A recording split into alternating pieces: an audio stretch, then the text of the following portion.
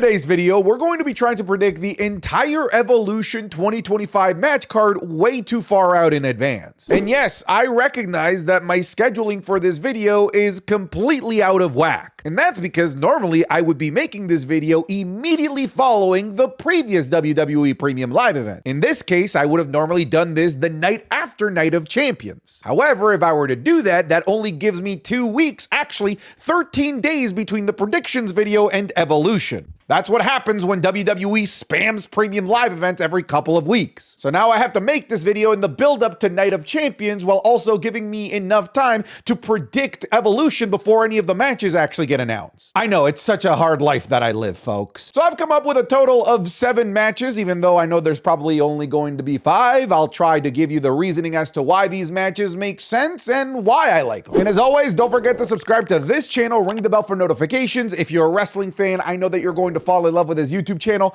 because we always upload daily wrestling content. And don't forget, if you're looking for more than just daily wrestling content, to hop over to the Patreon, patreon.com/SantiZap. Link in the description, link in the pinned comment. Let's get started with the video. Let's start things off by predicting a women's battle royale match between women in NXT, the main roster, AAA, and maybe even TNA as well. We obviously know about the Andre the Giant Memorial Battle Royal, but what you might not remember or maybe know is that they tried to do a female counterpart to it with the Fabulous Moolah Memorial Battle Royal back at WrestleMania 34. They still did the Battle Royal, but they removed the Fabulous Moolah name from it because of all of the controversy from Moolah's past that surfaced at around that same time. So I would not be surprised if WWE tries to jam-pack as many women as possible onto this show while also attaching the name of another legend to this Battle Royal. The reason I'm predicting a Battle Royal is because it's a rarity to have an all-women's PLE, and I'm sure that WWE would like to get as many women on this card as possible. Heck, Triple H has already been on record saying that he's trying to find a way to get as many women on this show as he can. And obviously, it's impossible to give them all matches. You can't just make every single match on this card fatal 4-ways and 6-pack challenges. So the best and most trustworthy way to get as many people onto a card as possible is just with a good old battle royal. I'll leave it to you in the comments. If we're fantasy booking a legend battle royal, what legend's name do you want to be attached with this battle royal? And maybe the winner gets some sort of championship opportunity. That'd be kind of cool as well. This is also a way to get some women that will appear in the Queen of the Ring to maybe appear here as well, because I've got some notable names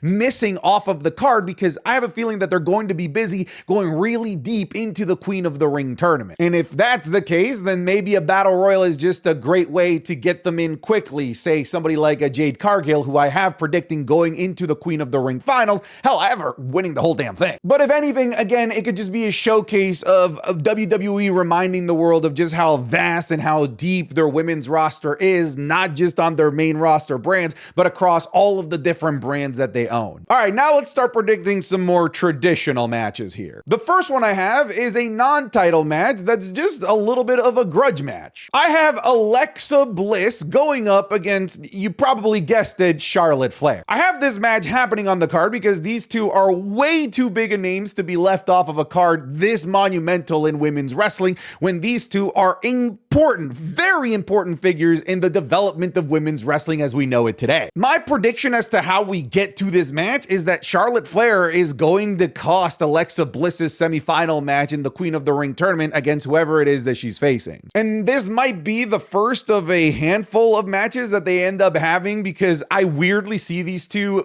being put together in some sort of hodgepodge of a tag team like WWE likes to do with just random main event women, just like, hey, put them together and you're now a tag team. That's what we do here at WWE. Maybe they end up like doing something like The Bar, best of 7, and then they all of a sudden become best friends and become a tag team. I don't know. But more than anything, I couldn't leave either of these two off of the card. Charlotte Flair was such a key role player in the first Evolution PLE.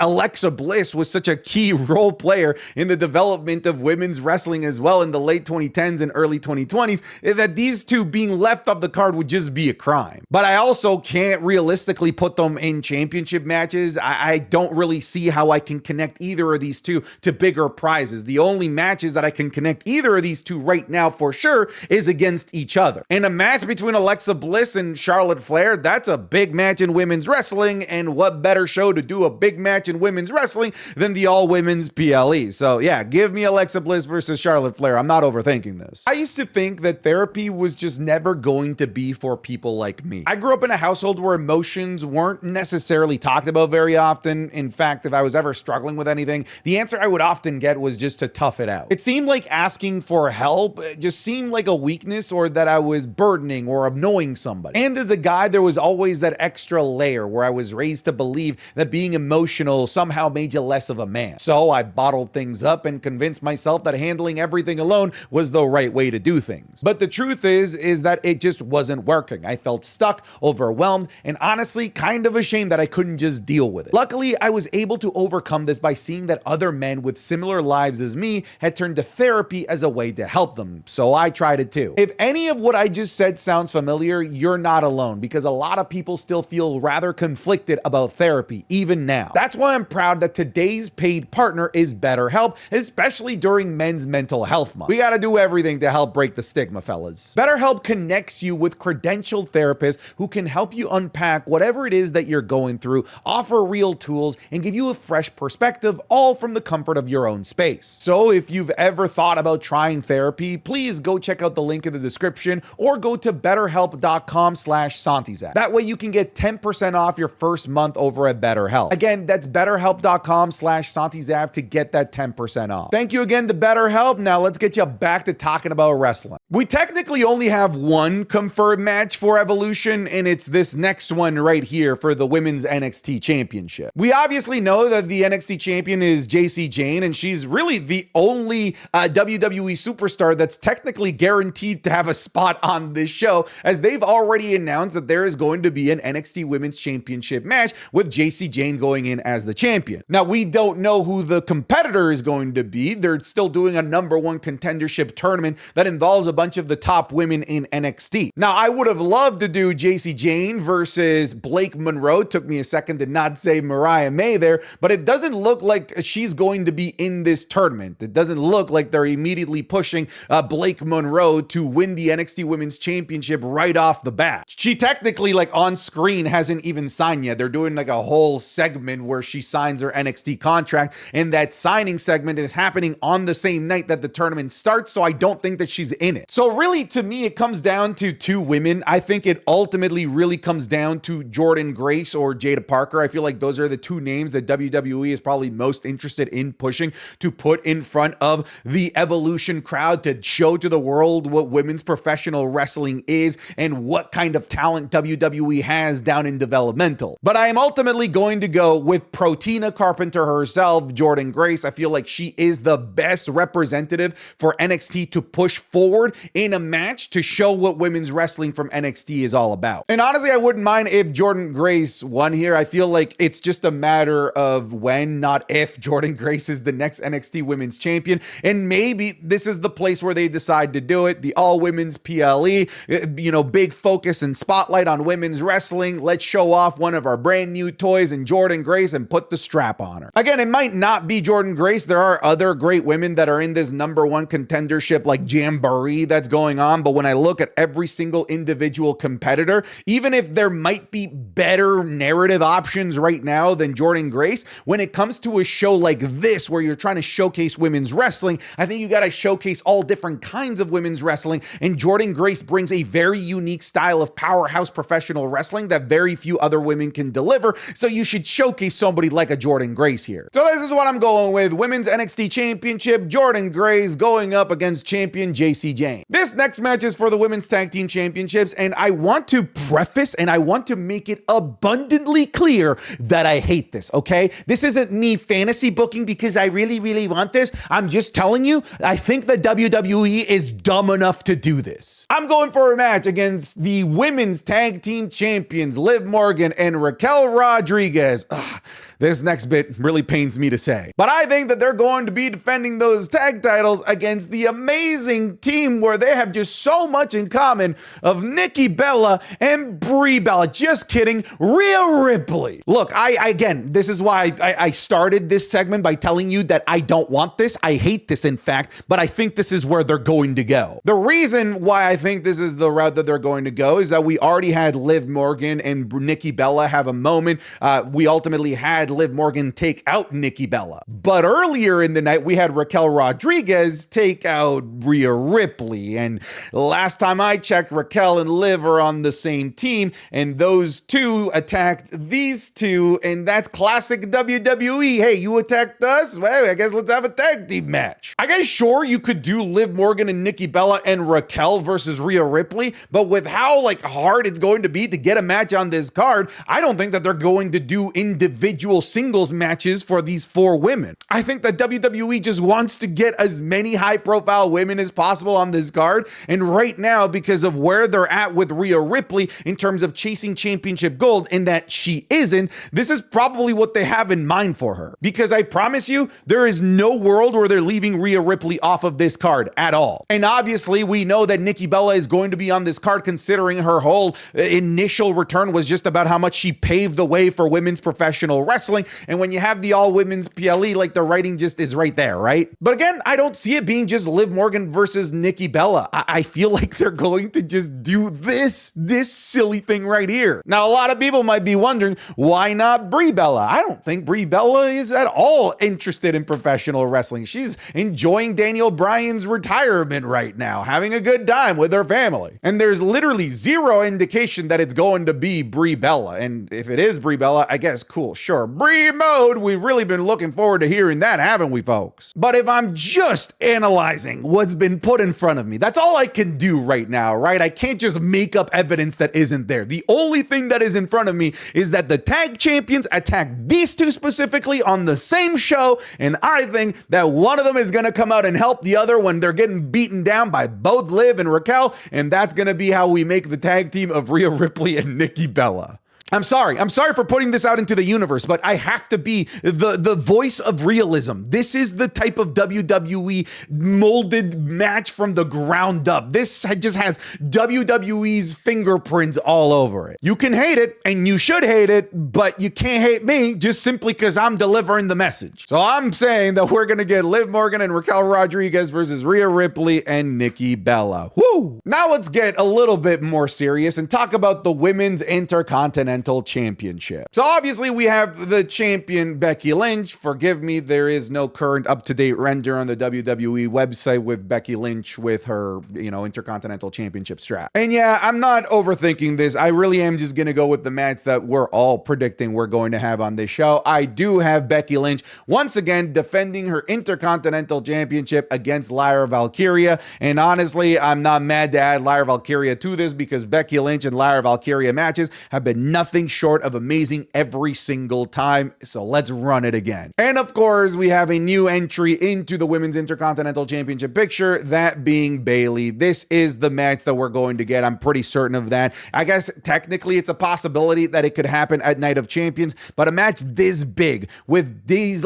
big names in women's professional wrestling, two of the four horsewomen, plus one of the up-and-comers that's likely going to be a cornerstone pillar of women's professional wrestling moving forward. You do this at Evolution. On top of that, the Women's IC Championship actually feels important. It feels prestigious. You should be having and showcasing what you have in that championship and within the division of that championship at a show like Evolution, for sure. This also gives Becky Lynch an easy out to either lose without getting pinned or find a way to sneakily get out of there with a victory without necessarily having to once again beat Lyra Valkyria. I really like this match because of the talent that's obviously involved. I really feel like this is a match that's been earned for fans with how good the building of the Women's Intercontinental Championship division has been, the storyline between Becky and Bayley, the heated feud in awesome matches between Becky and Lyra Valkyria. We deserve this spot. They absolutely earned this particular high-profile match. And I also really like this because you have so many different results that could lead to multiple different scenarios as we head towards SummerSlam,